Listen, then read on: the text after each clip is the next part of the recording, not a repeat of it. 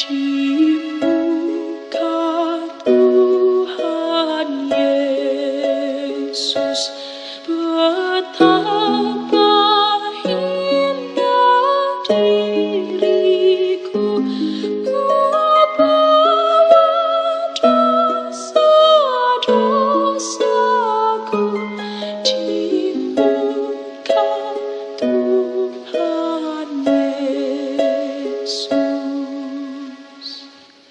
Di muka Tuhan Yesus tersungkur karena dosaku, ku buka kerinduanku di muka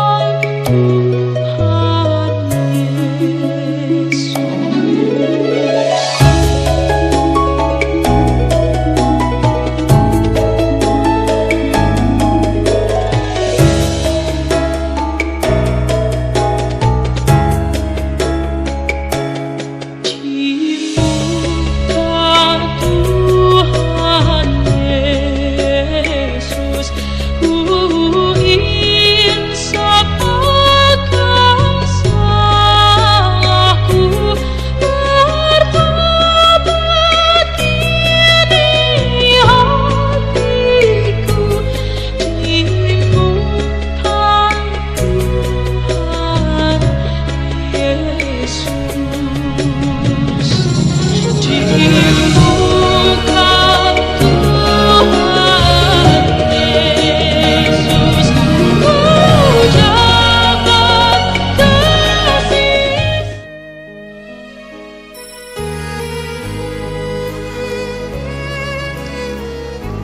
Dia diam menerima dan memanggul salib, berjalan, terjatuh dan bangun, terjatuh kembali dan bangun kembali dalam diam.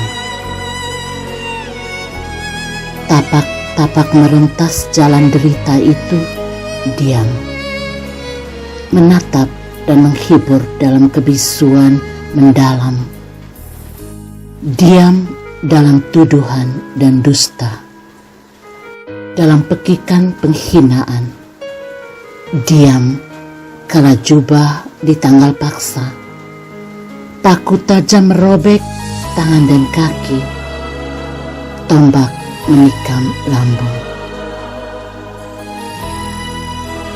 Masih mungkinkah untuk diam saat ini? Diam demi kebaikan banyak orang. Diam yang menyelamatkan. Diam agar suara Tuhan terdengar lebih jelas. Diam agar kehendaknya terwujud.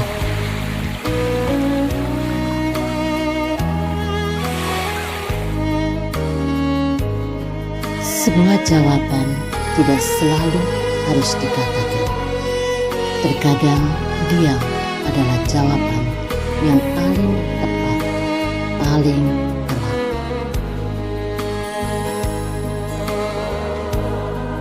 Jika sekiranya diam itu bijak, lakukanlah.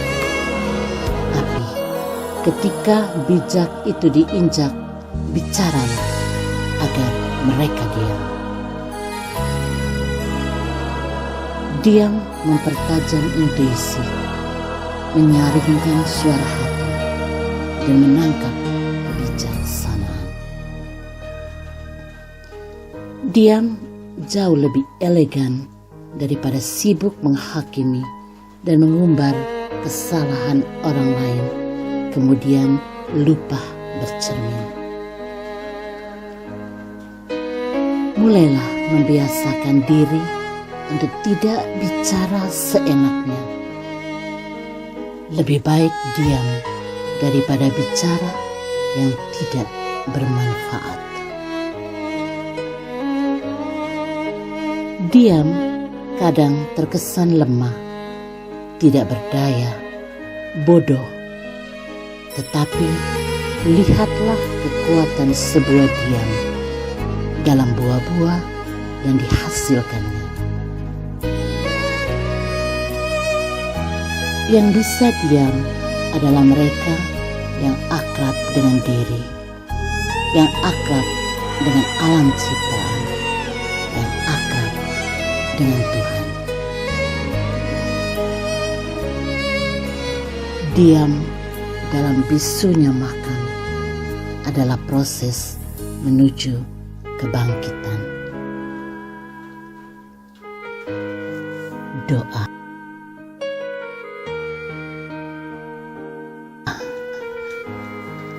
Tuhan, diamnya Jumat Agung adalah diam di atas mezbah korban.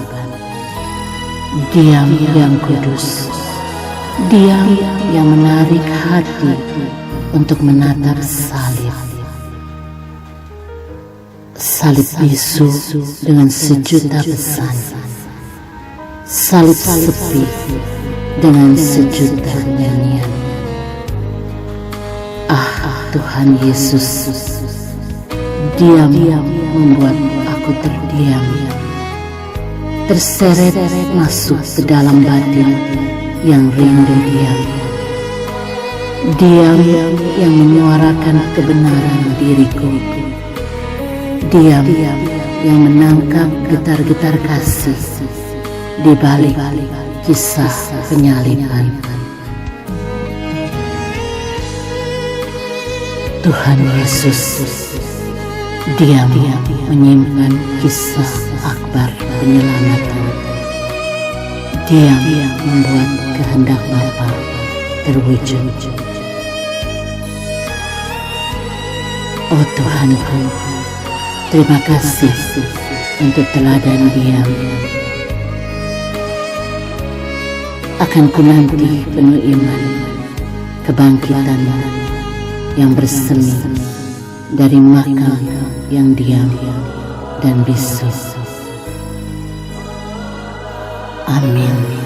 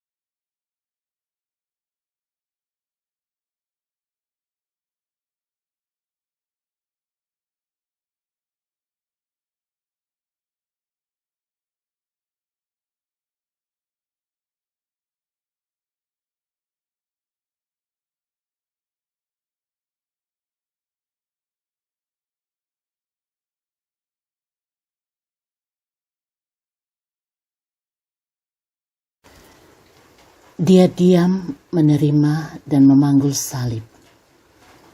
Berjalan, terjatuh, dan bangun. Terjatuh kembali dan bangun kembali dalam diam. Tapak-tapak merentas jalan derita itu diam. Menatap dan menghibur dalam kebisuan mendalam. Diam dalam tuduhan dan dusta. Dalam pekikan penghinaan. Diam kala jubah ditanggal paksa. Paku tajam merobek tangan dan kaki. Tombak menikam lambung.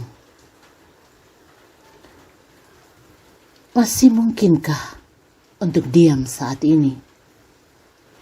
Diam demi kebaikan banyak orang. Diam yang menyelamatkan. Diam agar suara Tuhan terdengar lebih jelas. Diam agar kehendaknya terwujud.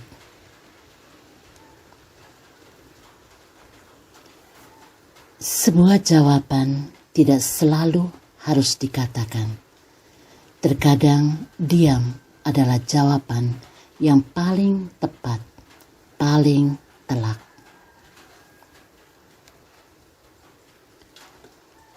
Jika sekiranya diam itu bijak, lakukanlah. Tapi ketika bijak itu diinjak, bicaralah agar mereka diam. Diam mempertajam intuisi, menyaringkan suara hati, dan menangkap kebijaksanaan. Diam jauh lebih elegan daripada sibuk menghakimi dan mengumbar kesalahan orang lain, kemudian lupa bercermin. Mulailah membiasakan diri untuk tidak bicara seenaknya. Lebih baik diam daripada bicara yang tidak bermanfaat. Diam kadang terkesan lemah, tidak berdaya, bodoh. Tetapi lihatlah kekuatan sebuah diam dalam buah-buah yang dihasilkannya. Yang bisa diam adalah mereka yang akrab dengan diri, yang akrab dengan alam ciptaan, yang akrab dengan Tuhan. Diam dalam bisunya makam adalah proses menuju kebangkitan. Doa. Tuhan, diamnya Jumat Agung adalah diam-Mu di atas mezbah korban.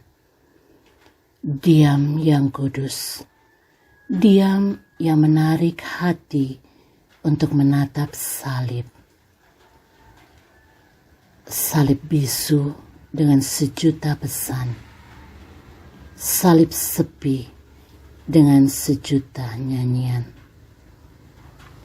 Ah Tuhan Yesus, diam-Mu membuat aku terdiam, terseret masuk ke dalam batin yang rindu diam.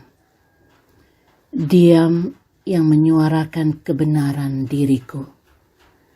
Diam yang menangkap getar-getar kasih di balik kisah penyaliban. Tuhan Yesus, diam-Mu menyimpan kisah akbar penyelamatan. Diam membuat kehendak Bapa terwujud. Oh Tuhanku, terima kasih untuk teladan diam. Akan ku nanti penuh iman kebangkitan-Mu yang bersemi dari makam yang diam dan bisu. Amin.